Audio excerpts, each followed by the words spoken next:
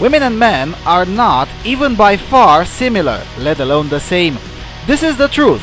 Yet this truth is now legally considered misogyny in some countries, with people being fined for daring to point out this truth. And there is no area of human endeavor where this undeniable and plainly obvious truth becomes clearer than in competitive sports.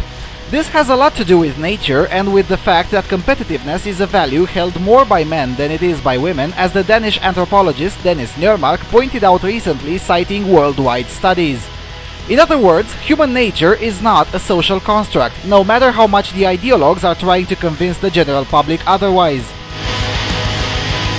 Unfortunately, however, the ideologues have in fact succeeded in convincing the general public in Europe and elsewhere that women's sports are somehow equal and therefore worthy of equal funding and equal exposure, despite the plainly obvious difference in quality, quantity, level of achievements, level of audience, level of work, and so on and so forth.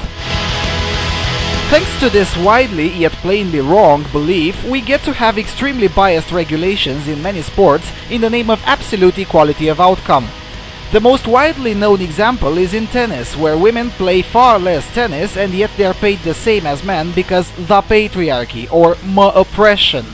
Join myself, Lucian Vâlsan, and my co-host Hufnagel Pisto this Friday at 7 p.m. London time and respectively at 1 p.m. Central Time in America at the Voice of Europe, as we attempt to debunk the idea that women's sports are in any way, shape or form equivalent in anything with men's sports, and as we try to understand the mentality behind this apparently widespread belief that funding equally a section of sports that has lower standards than those of 14-year-old boys is somehow fair.